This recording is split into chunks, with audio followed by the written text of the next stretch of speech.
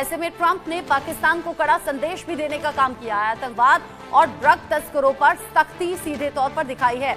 आतंकवाद के खिलाफ सख्त कार्रवाई के संकेत दिए गए हैं। ड्रग तस्कर भी आतंकियों की लिस्ट में अब शामिल होंगे। पाकिस्तान का गैर नेटो सहयोगी का दर्जा यहां खत्म हो सकता है। पर्टिकुलरली हमारे साथ क्या होगा, हमारे बारे में डोनाल्ड ट्रंप साहब का ध्यान कब पड़ेगा, वो डोंट नो। वो डोनाल्ड ट्रंप का ध्यान हफ्ते बाद पड़ता है, महीने बाद पड़ता है। पिछले साल तो 1 साल बाद पड़ा था और पहली तारीख को कह दिया था हम तमाम मिलिट्री असिस्टेंस डील्स ये वो हर चीज बंद करने जा रहे हैं। ठीक है जी। नॉन नेटो एलाई एक स्टेटस है जो दिया जाता है। अब देखा जा रहा है एक कांग्रेसमैन जो है जिनका नाम एंडी बेक्स है, वो मुसलसल इसकी ट्राई कर रहे हैं कि किसी तरीके से ये स्टेटस जो है ये खत्म हो सके और पाकिस्तान का पाकिस्तान के साथ जो डिफेंस एग्रीमेंट है इनको खत्म किया जाए। लेकिन मैंने तो रेगुलर बेसिस पे अगर मैं यूएस और इंडिया के रिलेशंस को देखता हूं तो उसके अंदर बहुत कम ऐसा हुआ है कि कोई मतलब वो डाउनफॉल आया हो। नॉर्मली नहीं आता, चीजें उनकी एज इट इज जो है वो चल रही होती हैं। कभी ऐसा नहीं हुआ कि वो कहते हैं जी हमने ये चीज छोड़ दी, हम नहीं जा रहे हैं इसमें, दोनों ने।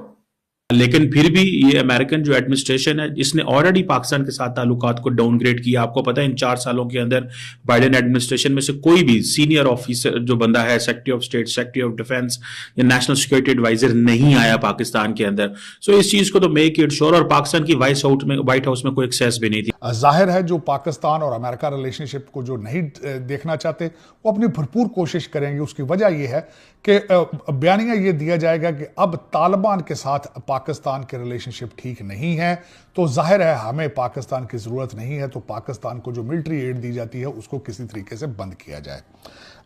एंडी बेक्स जो है वो दोबारा। तो दोस्तों, डोनाल्ड ट्रंप ने शपथ ले लिया है और वो बन चुके हैं यूएस के 49वें प्रेसिडेंट। और प्रेसिडेंट बनने के बाद ही उन्होंने जो स्पीच दी उसमें एक बात क्लियर कर दी कि जो आतंकवाद है उसके साथ कोई कंप्रोमाइज़ नहीं करेगा यूएस, और डोनाल्ड ट्रंप की सरकार आतंकवाद को सपोर्ट करने वाली नहीं है।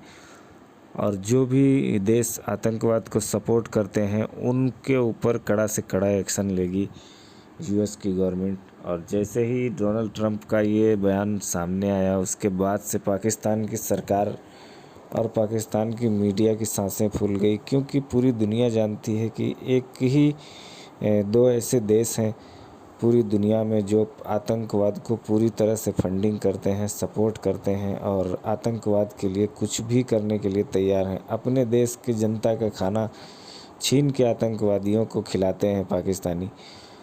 पब्लिक इतनी गरीब की गरीब रह गई, लेकिन आतंकवादियों को पैसा देने में किसी भी तरह की कसर नहीं छोड़ी पाकिस्तान ने। तो ये डोनाल्ड ट्रंप ने सीधी सीधी नसीहत दे दी है पाकिस्तान जैसे देशों को कि अगर आप आतंकवाद का साथ दोगे तो यूएस का डंडा तुम्हारे ऊपर चलने वाला है और तुमको बचाने वाला दुनिया में कोई नहीं है।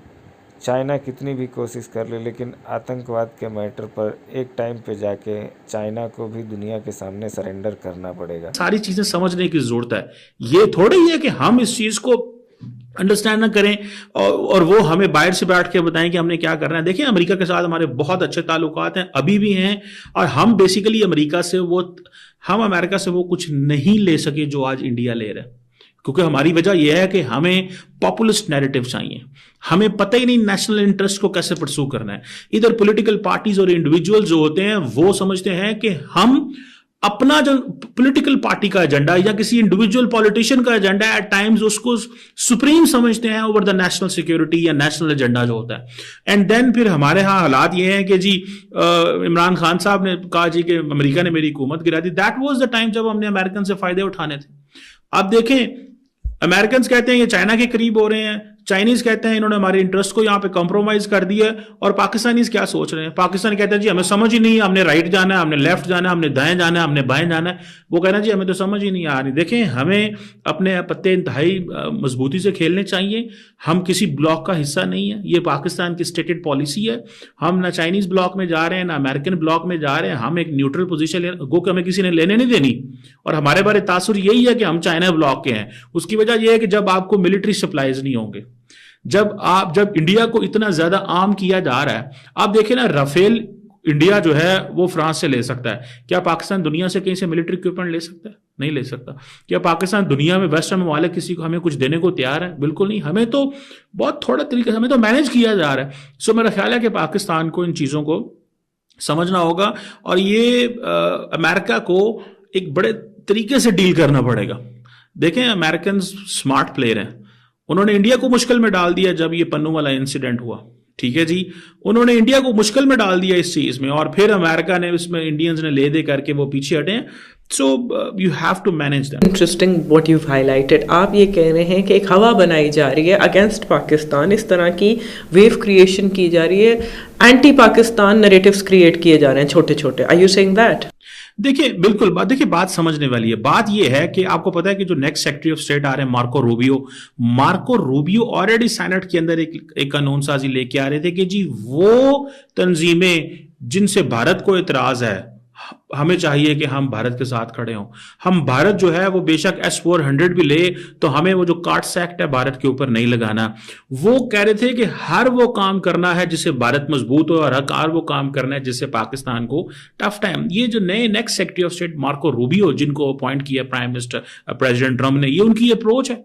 तो इसमें कोई नई चीज नहीं है। सो आप मुझे ये बताएं, आपको याद होगा कि जब पाकिस्तान को F-16 के हवाले से जो कुछ इक्विपमेंट रिसेंटली दिए गए तो उन्होंने कहा जी कि ये इक्विपमेंट क्यों दे रहे हैं पाकिस्तान को? तो उन्होंने कहा जी ये तो हम काउंटर टेररिज्म पर्पसेस के लिए दे रहे हैं। तो आप इस चीज से अंदाजा लगा लें कि अमेरिका ने पाकिस्तान को F-16 दिए 90s में, तो उस वक्त हमारी कौन सी काउंटर टेररिज्म कोऑपरेशन चल रहा था। लेकिन क्योंकि कोऑपरेशन अभी चल रहा है और पाकिस्तान को आपने इक्विपमेंट देना है, इंडिया को भी नाराज नहीं करना, क्योंकि इंडियन आपको पता है क्वेश्चन मार्क करते हैं, जनाब आप क्यों दे रहे हैं? मतलब ये कि पाकिस्तान के पास जो F-16 है, इंडिया कहता है कि उसके स्पेयर पार्ट्स भी पाकिस्तान के पास ना हो और पाकिस्तान के वो F-16 जो है वो बन रहे हैं, और अमेरिकन को जस्टिफिकेशन देनी पड़ी। उन्होंने कहा जी काउंटर टेररिज्म।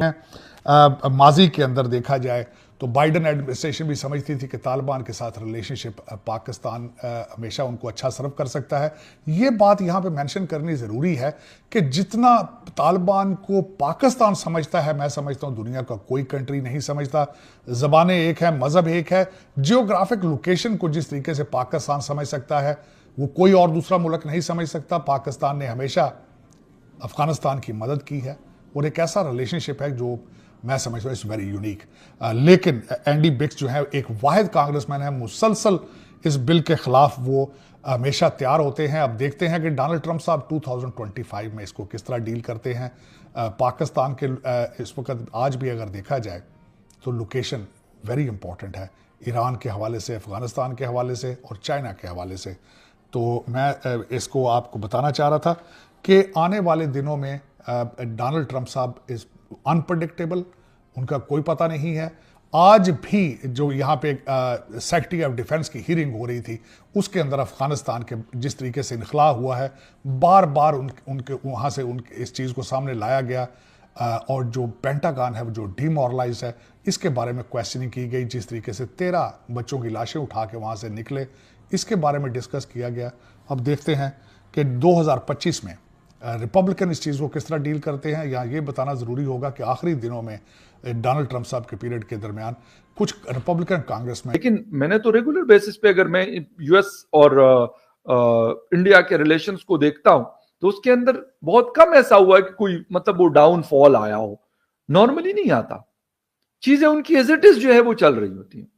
कभी ऐसा नहीं हुआ कि वो कहते हैं ये हमने ये चीज छोड़ दी, हम नहीं जा रहे हैं इसमें, दोनों ने, ऐसा नहीं है। हमारे साथ तो ये होता है अच्छा जी ये फला चीज हमें मिल रही है, नहीं नहीं नहीं नहीं यार ये चीज तो हम उन्होंने नहीं देनी, छोड़ दी।